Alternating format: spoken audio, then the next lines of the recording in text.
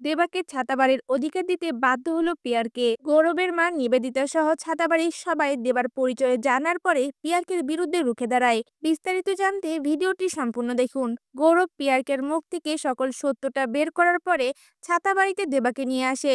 এরপর গৌরব তার মায়ের সামনে গিয়ে দাঁড়িয়ে দেবার আসল পরিচয় বলে দেয়। আর কথাটা শোনা মাত্রই গৌরবের মা নিবেদিতা পিয়ারকের মুখোমুখি দাঁড়িয়ে বলে ওঠে, তুমি এতদিন যে অন্যায় করেছো আমি সকল কিছু মুখ বন্ধ করে সহ্য করেছি, এখন আর নয়। এখন থেকে তোমার পাপের শাস্তি তোমাকে পেতেই হবে।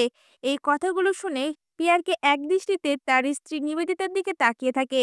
এরপর দেখা যায় ছাতাবাড়ির সবার সামনেই পিয়ারকে নিজের মুখে বলে ওঠে, এই দেবা হচ্ছে আমার প্রথম স্ত্রী রীতার ছেলে।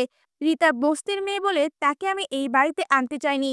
এই কথাগুলো শুনে ছাতাবাড়ির সবাই রেগে যায়। আর তখনই পিয়ারকের দাদা পিয়ারকের সামনে এসে দাঁড়িয়ে বলে ওঠে, তুই আমার ভাই, এই কথা ভাবতেই আমার ঘৃণা হচ্ছে। এরপর ছাতাবাড়ির সবার সামনে গৌরবের জেঠুমনি বলে ওঠে, এখন থেকে দেবা এই বাড়িতে থাকবে। দেবা এই বাড়ির ছেলে, এই বাড়ির প্রতি তার পুরো অধিকার আছে। এই কথা শুনে পিয়ারকে একদৃষ্টিতে তার দাদার দিকে তাকিয়ে থাকে। এমনটাই দেখতে চলেছেন নতুন পর্বে।